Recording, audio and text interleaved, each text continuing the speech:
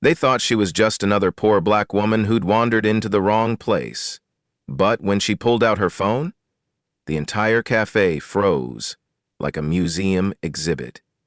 The morning sun cuts through the glass walls of Maison Royale, casting long shadows across Italian marble floors that cost more per square foot than most people make in a month. This isn't just any coffee shop. It's where the city's elite perform their daily ritual of superiority, sipping Ethiopian yirgacheffe from porcelain cups hand-painted in France. The baristas move with surgical precision, their black uniforms pressed sharp enough to draw blood, each gesture calibrated to whisper exclusivity without saying a word. Crystal chandeliers, yes, chandeliers in a coffee shop, catch the light and scatter it across leather banquettes where venture capitalists debate millions over macchiatos. The air itself feels expensive, perfumed with a careful blend of roasted beans, Italian leather, and enough accumulated wealth to solve a small nation's debt.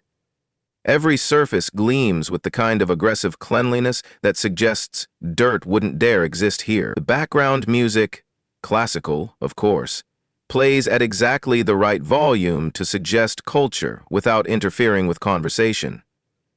A woman pushes through the heavy glass door, and for a moment the carefully maintained atmosphere ripples like a stone dropped in still water.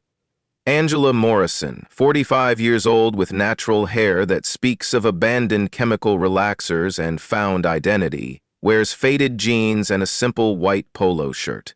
No designer logos scream for attention. No statement jewelry announces her worth.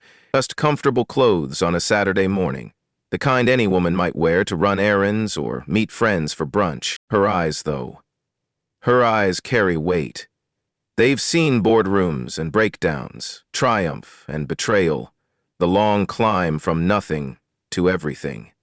But she wears none of it on her sleeve. 20 years ago, she stood behind that very counter, invisible in her server's apron, memorizing how the wealthy held their cups, how they dismissed her with half glances, how they complained when she forgot to warm their cups to exactly 120 degrees. Today, she returns as someone else entirely, though no one here would guess it from her appearance. The familiar scent of Ethiopian blend mingles with leather and expensive perfume, triggering memories she thought she'd buried. Angela's eyes sweep the room, cataloging changes like an archaeologist examining ruins. The original oak panels remain, their patina speaking of old money and older prejudices, but everything else screams renovation.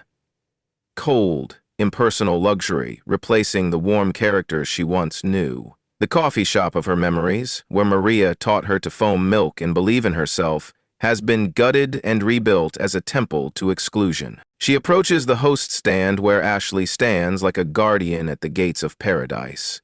25 years old, blonde hair pulled into a bun so severe it seems to stretch her face, lips pursed in what must be perpetual judgment. Her uniform fits like architecture, every line designed to convey authority over the unworthy. Behind her, an iPad glows with the restaurant's reservation system, though her hands remain folded, making no move toward it. "Good morning," Angela says, her voice carrying the quiet authority of someone who's commanded boardrooms and broken barriers. "Table for one, please. By the window, if possible." Ashley's gaze travels from Angela's canvas sneakers, practical, worn, decidedly undesigner, to her drugstore sunglasses perched atop her head. The assessment takes 3 seconds. The verdict is instant and final. Her smile never reaches her eyes, remaining fixed like a mask while her voice drips professional disdain. "I'm sorry, but that section is reserved for our VIP Gold members only." "I see." Angela maintains her composure, though something flickers behind her eyes. Not surprise, but a weary recognition. "What about the main dining area? Also fully booked." Ashley doesn't check her tablet. Her fingers don't even twitch toward it. Behind her, dozens of empty tables mock the lie, their surfaces gleaming with accusatory emptiness. A couple sits in the corner, the only other customers in a space that could hold 50. Angela takes a measured breath, the kind she learned in meditation classes designed to help CEOs manage stress. Perhaps you could check again? I don't mind waiting. Ashley's expression shifts minutely, annoyance creeping through the professional facade. Ma'am, our menu is quite specialized. Are you sure you're looking for Maison Royale? There's a Starbucks around the corner that might be more... She pauses, savoring the power of the moment. Suitable for your price range. The words hang in the air like a slap waiting to land. Other patrons, when did they multiply? Glance over, with expressions ranging from discomfort to tacit approval. A woman in Prada whispers to her companion behind a manicured hand. A man in a tailored suit pretends to check his phone while obviously eavesdropping. No one intervenes. This is dinner theater for the privileged. Watching someone learn their place in real time, Brad emerges from the kitchen door like a shark sensing blood in the water. His supervisor pin catches the light, a small badge of authority he wears like a medal of honor. 30-ish, with the kind of aggressive grooming that suggests hours in front of mirrors, he sizes up the situation in an instant. His smile could freeze hell and charm investors in the same breath. Everything all right here, Ash? The nickname suggests familiarity, alliance, us against them. This lady wants a table, Ashlyn says, her tone suggesting Angela had asked for the moon served on a platinum platter. I've explained we're fully committed this morning. Brad's eyes performed the same inventory Ashley's had, but slower, more deliberate, making sure Angela feels every moment of the assessment. Ma'am, Maison Royale maintains certain standards. We cater to a specific clientele. I'm sure you understand. Help me understand, Angela says, her voice steady as granite, though her hands have found her pockets. An old gesture from her serving days, hiding clenched fists from customers who treated her like furniture. What specific standards would those be? Brad exchanges a look with Ashley, a whole conversation in a glance. He steps closer, lowering his voice to a confidential whisper that somehow carries across the space. Look, I'm trying to help you here. This isn't personal. But our customers expect a certain atmosphere. You clearly don't belong here. Why make this difficult for everyone? The word belong lands like a physical blow. Angela remembers being 25, desperate for work, standing in this very spot while a different manager looked her up and down. She remembers Maria, the shift supervisor who saw past appearances, who said, "Everyone deserves a chance. These two see only surface, only threat, only other." "I'd simply like a cup of coffee," Angela states, each word precise as a scalpel. "Is that really so difficult?" Ashley laughs. Actually laughs. A tinkling sound like breaking glass. "Do you even know what coffee costs here? Our house blend is $35. A cup. That's probably more than..." She stops herself, but the implication hangs heavy. "More than what?" Angela prompts, genuinely curious how deep this hole goes. Brad jumps in, damage control mode activated. "What Ashley means is that we want all our customers to feel comfortable, and frankly, your presence is making our actual customers uncomfortable." Angela glances around. The woman in Prada has stopped pretending to whisper, watching openly now. The man in the suit films with his phone, probably planning to post this to LinkedIn with some vapid commentary about class differences in America.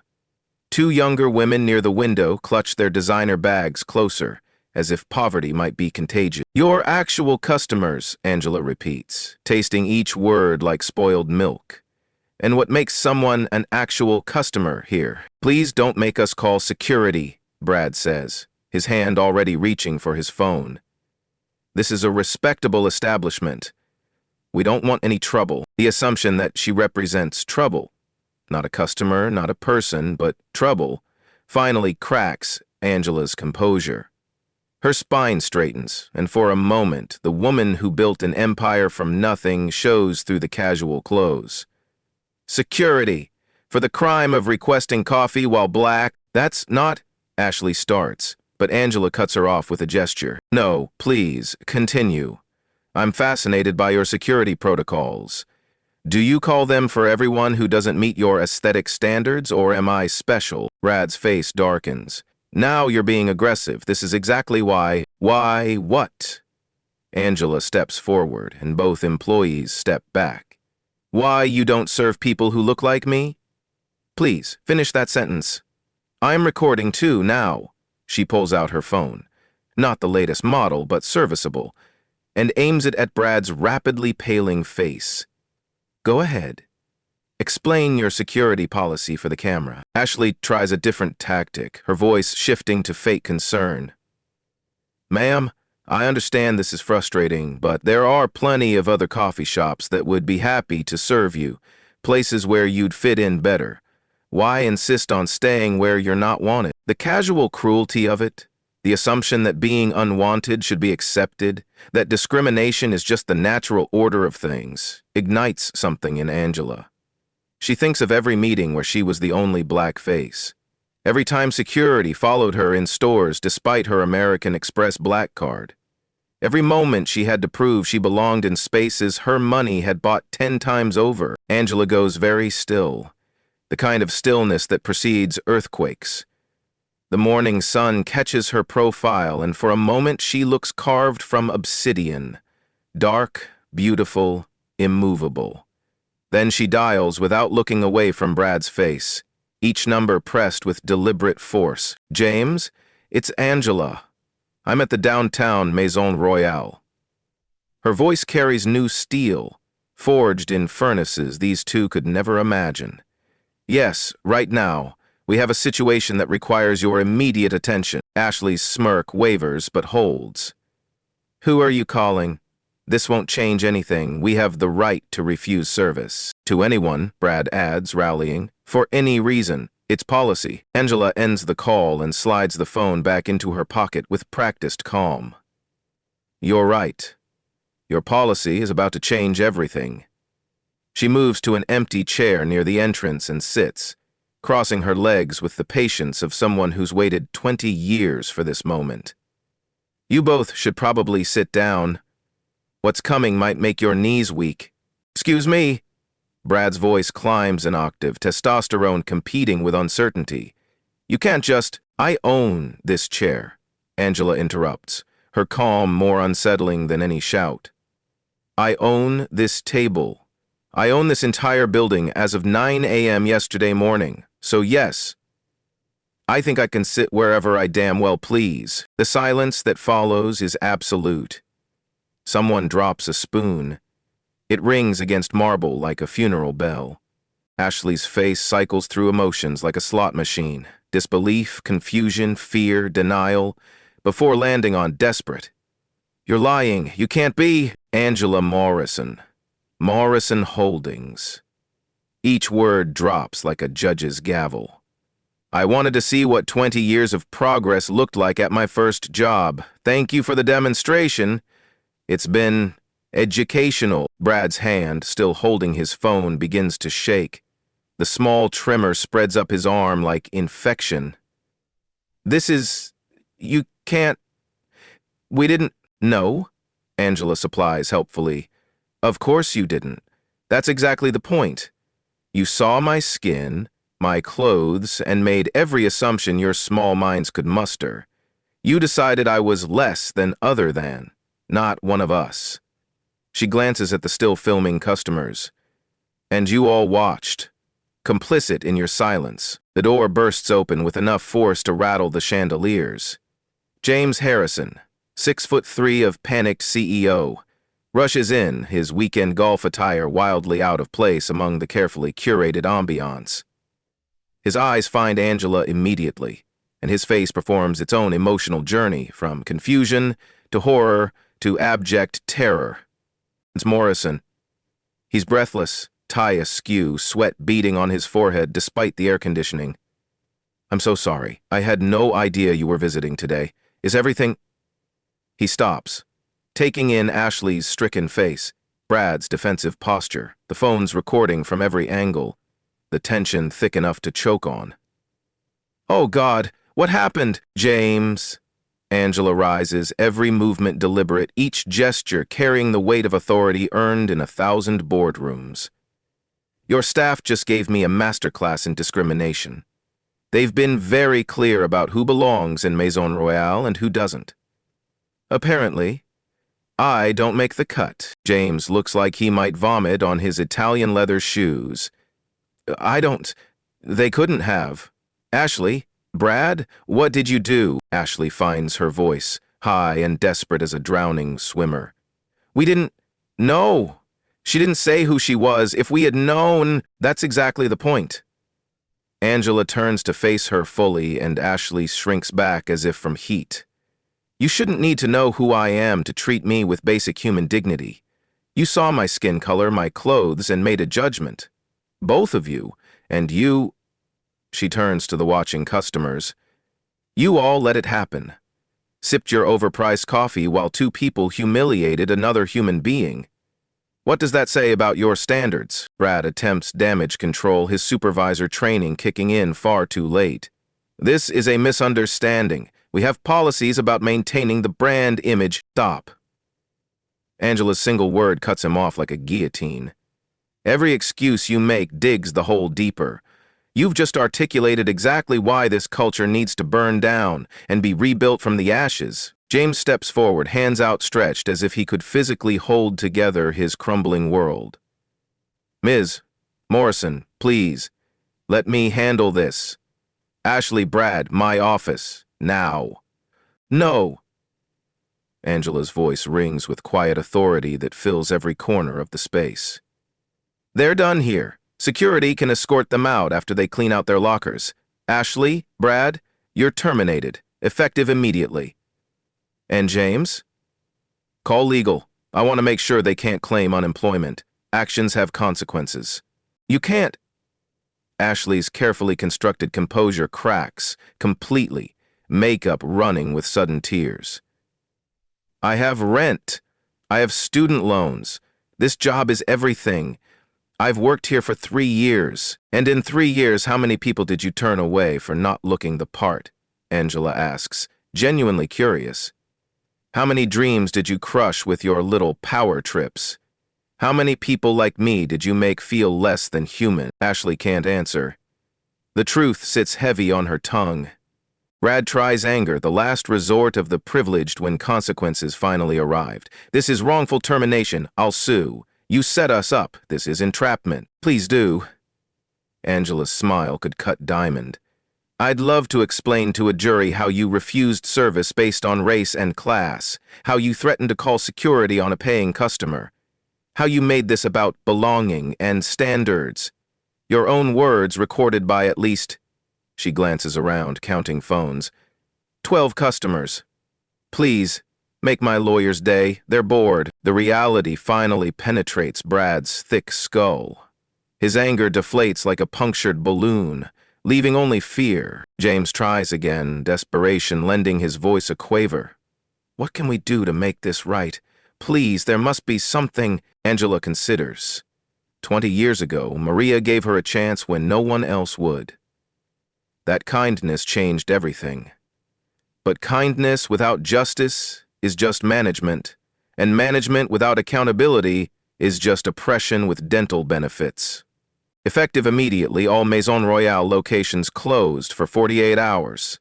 The words come out measured, each one a nail in the coffin of the old way. Full staff retraining on discrimination, unconscious bias, and basic human decency. Anyone who fails the assessment is gone. No exceptions. All locations? James pales further, mental calculations scrolling behind his eyes. That's millions in lost revenue. The shareholders can direct their concerns to me. Angela's tone suggests that would be unwise. Consider it tuition for a lesson that should have been learned long ago. I want a full audit of every discrimination complaint filed in the last 5 years. I want to know who was turned away, who was made to feel unwelcome, who was judged by their appearance rather than their character. She turns to address the stunned cafe, her voice carrying to every corner. To everyone here who witnessed this and said nothing, examine that. Silence in the face of discrimination is complicity. You sipped your overpriced coffee while these two humiliated another human being. You filmed it for social media instead of speaking up. What does that say about you? The woman in Prada finds her voice, defensive and thin. We didn't know what was happening. It wasn't our business. Injustice is everyone's business. Angela's gaze could strip paint. You knew enough. You knew they were turning me away. You heard the excuses, you saw the lies, and you chose comfort over conscience. That's how discrimination thrives, not through the acts of the cruel, but through the silence of the comfortable. The truth lands hard. Several customers look away, unable to meet her eyes. Others continue recording, already composing their social media posts, their public atonement for private cowardice. Maison Royale scandal will trend within the hour. Angela addresses James again, each word measured and final. I want a new leadership team by Monday. Promote from within. People who've worked their way up, who understand struggle, who won't mistake net worth for human worth. I'll start immediately, James promises, sweat now flowing freely. Ms. Morrison, I take full responsibility. This happened under my watch. I failed you. Yes, you did. Angela doesn't soften the blow, which is why you'll be taking a 60% pay cut. The difference goes into a fund for employees pursuing education. If you object, I'll accept your resignation right now. James swallows hard but nods. I understand. I accept. Good. One more thing. Angela's expression shifts, something almost like warmth creeping in. Maria Rodriguez, is she still with the company? James looks confused by the sudden change. Mariah, she's a shift supervisor at the West Side location. Been with us 22 years. Not anymore. For the first time this morning, Angela genuinely smiles. As of Monday, she's your new VP of Customer Experience. Tell her Angela finally made it back. She'll understand. The weight of history settles over the room like dust after demolition. This isn't just about coffee or customer service.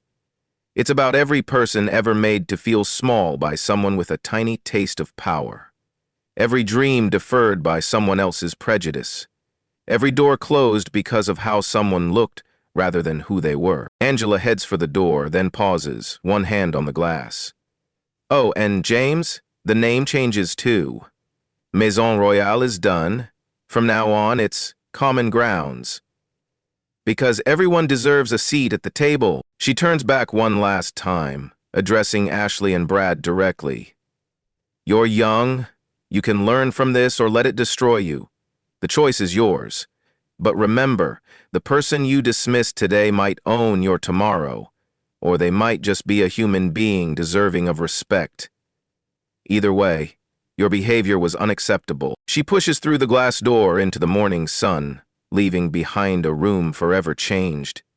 Behind her, Ashley's sobs mix with the hiss of the espresso machine, the same sound that once provided the soundtrack to Angela's own struggles.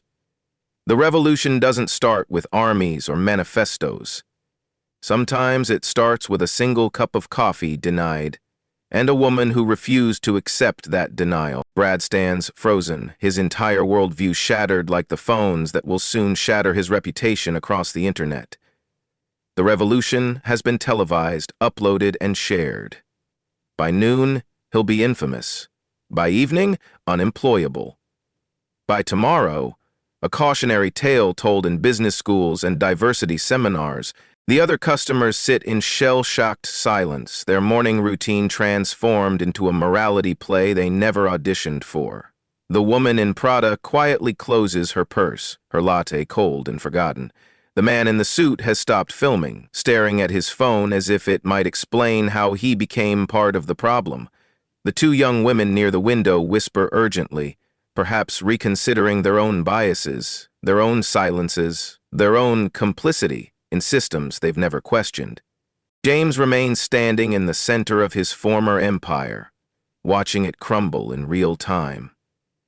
Every decision that led to this moment, hiring for appearance over character, fostering a culture of exclusion, prioritizing prestige over people, plays across his face in painful revelation. Tomorrow, he'll begin the work of rebuilding. Today, he simply survives the demolition. What would you do if you faced discrimination like this? Would you speak up or stay silent? Comment below and tell me where you're watching from. I read every single response. 6 months later, Angela sits at the same window seat that started everything. The cafe, now Common Grounds, bustles with a different energy entirely.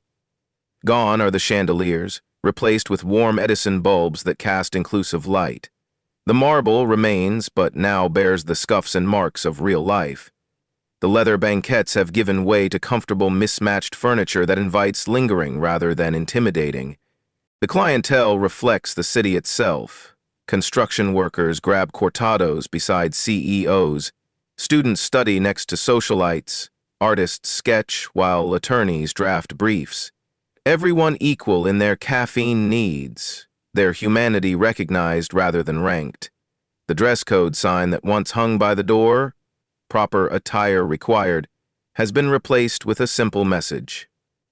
Come as you are. Maria Rodriguez, 65, with silver-streaked hair and knowing eyes, approaches with a steaming cup. Her new title, VP of Customer Experience, sits naturally on shoulders that carried decades of other people's orders. She moves with the same grace she always had, but now with the authority to make changes rather than simply endure them.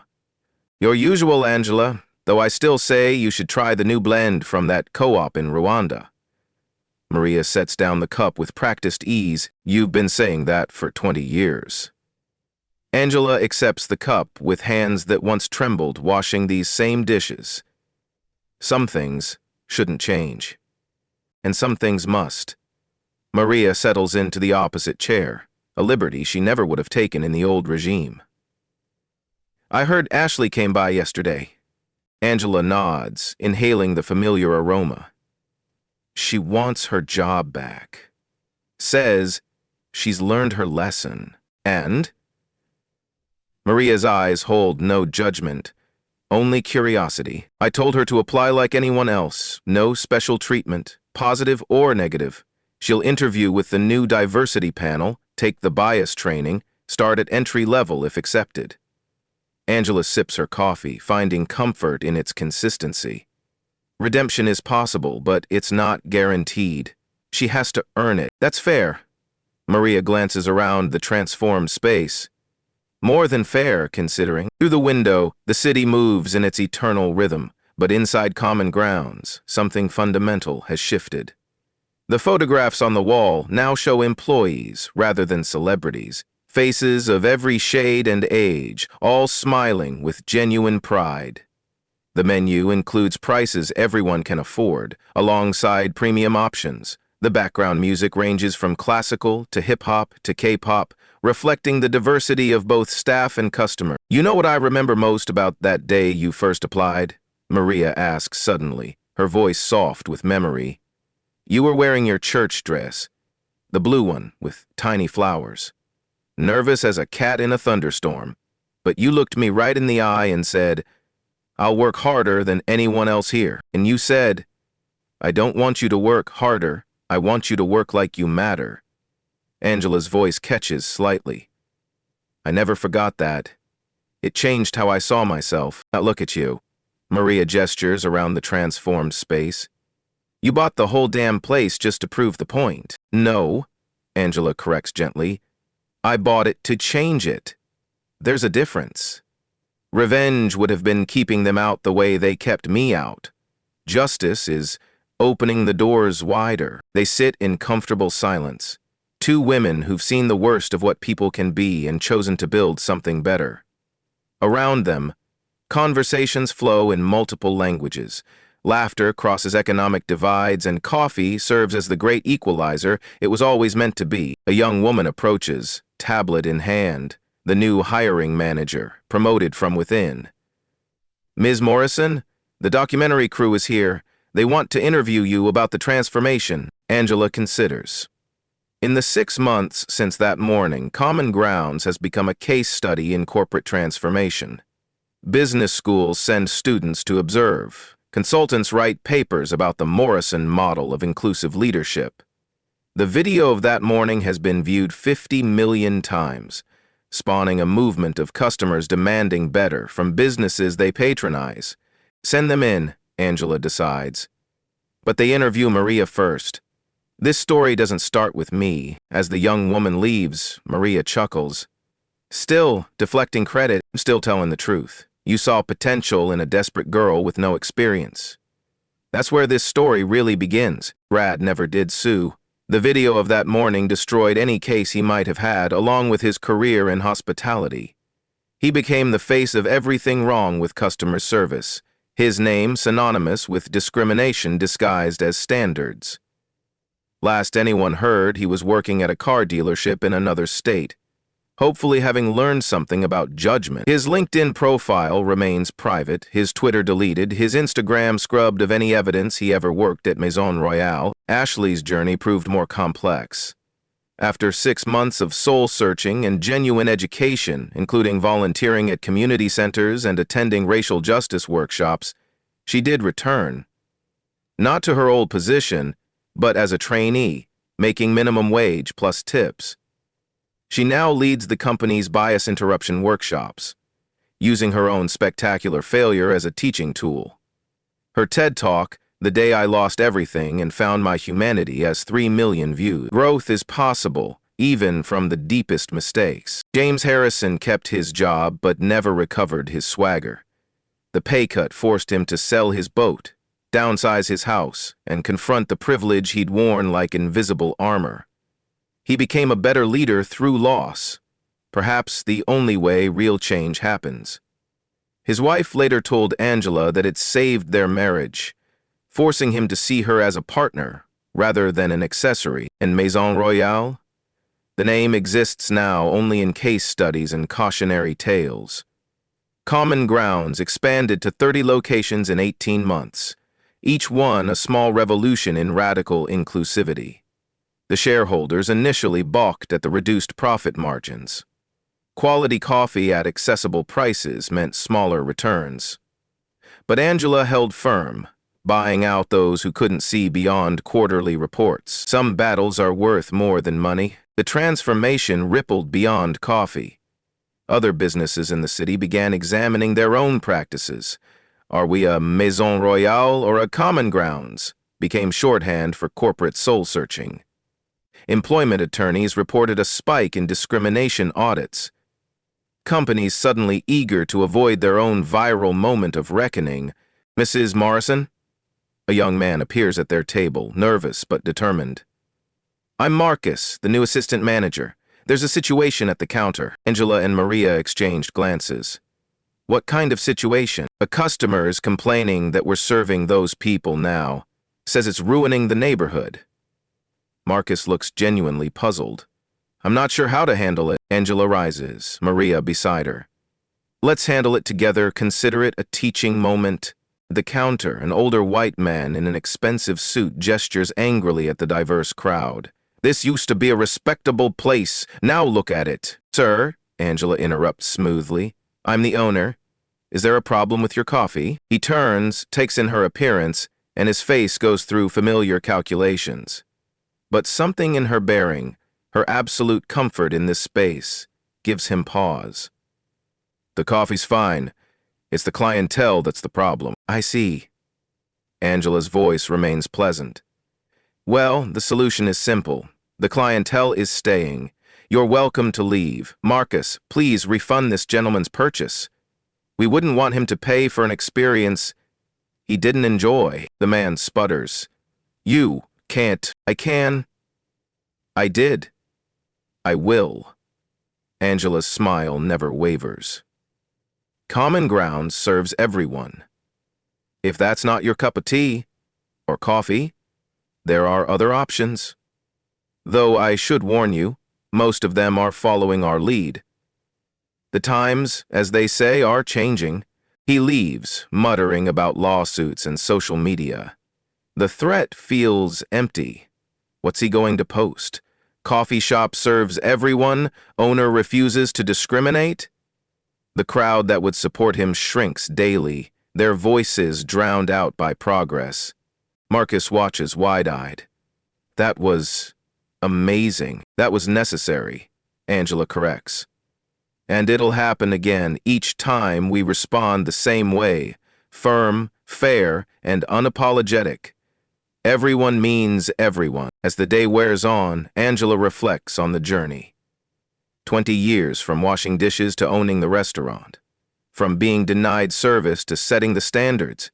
The poetry of it doesn't escape her. But neither does the responsibility. Every decision now affects hundreds of employees, thousands of customers, entire communities looking to common grounds as proof that business can be both profitable and principled. Her phone buzzes. Another franchise request, this one from Detroit. A group of former auto workers want to open a common grounds in a neighborhood Starbucks abandoned. They have passion, but little capital. The old Angela, the one focused on market penetration and profit margins, would have passed. The new Angela sees opportunity. Maria, she calls out, road trip next week? Detroit needs us. Maria grins. I'll pack light. Revolution doesn't require much luggage. As closing time approaches, Angela performs one last walkthrough. In the corner, a teenager tutors elementary students. Textbooks spread across a table that once hosted million-dollar deals. Near the window, an elderly man plays chess with a young woman, their game bridging 7 decades of life experience. By the fireplace, yes, they installed a fireplace, a book club debates Toni Morrison. Their discussion animated by caffeine and conviction. This is what victory looks like. Not the dramatic confrontation captured on video, but the quiet, daily proof that inclusion works. Every cup served is a small act of resistance against the old way. Every customer welcomed is a repudiation of the past. Every day the doors open, Ashley and Brad's legacy grows a little weaker, replaced by something harder to build but impossible to tear down, true community. Angela Morrison proved that some people become exactly who others said they'd never be. She transformed dismissal into an empire, turned prejudice into purpose, and built her success on the ashes of others' assumptions. But the sweetest revenge isn't served cold. It's served in a simple porcelain cup, available to everyone, no membership required. The security guard, one of 3 people Angela personally hired after witnessing them stand up to discrimination, locks the door behind the last customer. Good night, Ms. Morrison. The kids laughed, roused on and good night, Samuel, and remember, everyone deserves a seat at the table. He finishes with a smile. I know. It's why I'm here. As Angela drives home in her Tesla, she upgraded from the Toyota, but only after the company went fully electric, she passes other businesses. Some still cling to the old ways, their windows reflecting empty spaces and outdated thinking, but more and more show the signs of change. Diverse staff, welcoming signs in multiple languages, pride flags and Black Lives Matter stickers declaring their values. The revolution she started with a denied cup of coffee spreads like ripples on water. Each business that changes, each person who speaks up instead of staying silent, each moment of connection across difference, they all trace back to that morning when she decided enough was enough. At home, Angela finds her teenage daughter doing homework at the kitchen table. How was your day, Mom? Educational, Angela says, kissing her forehead. How was yours? Good. Oh, we're studying the civil rights movement in history. My teacher mentioned you. Something about modern corporate activism? Angela smiles. Tell your teacher that activism is just doing the right thing with the power you have. Nothing more, nothing less. Her daughter nods, returning to her homework. She's growing up in a world where common grounds is normal, where inclusion is expected rather than exceptional. That's the real victory, not changing minds that are already set, but shaping ones still forming. Before bed, Angela checks her emails. Hundreds of messages, as always. franchise applications, speaking requests, consulting offers. But one stands out, Mrs. Morrison. You don't know me, but I was in Maison Royale that morning. I was the woman in the corner who said nothing. I've thought about my silence every day since. Today, I spoke up when I saw discrimination at my own workplace. It cost me some friendships, but saved my integrity. Thank you for the wake-up call. Sarah, Angela reads it twice, then files it in a folder labeled Why We Do This. It contains thousands of similar messages. People who found their voice, businesses that found their conscience, communities that found their strength. Each one a small victory, together forming an unstoppable force. Tomorrow will bring new challenges. There will be other Ashleys and Brads, other moments of testing, other opportunities to choose between comfort and justice. But tonight, Angela Morrison sleeps soundly, knowing that sometimes the person you dismiss today doesn't just own your tomorrow. Sometimes they reshape it entirely. And in the end, that's not about revenge or even justice. It's about building a world where no one has to buy a building just to get a cup of coffee, where dignity isn't determined by dress codes or bank accounts, where everyone deserves a seat at the table, not because of who they might secretly be, but because they're human. The revolution continues, one cup at a time. And somewhere in the city, Maria Rodriguez trains a new generation of servers, teaching them the most important lesson of all. Everyone matters, or no one does. The choice, as always, is ours. Sometimes the person you dismiss today owns your tomorrow. But more importantly, everyone deserves dignity today, regardless of what tomorrow might bring. That's not just good business, it's basic humanity. And in the end, humanity is the only standard that matters.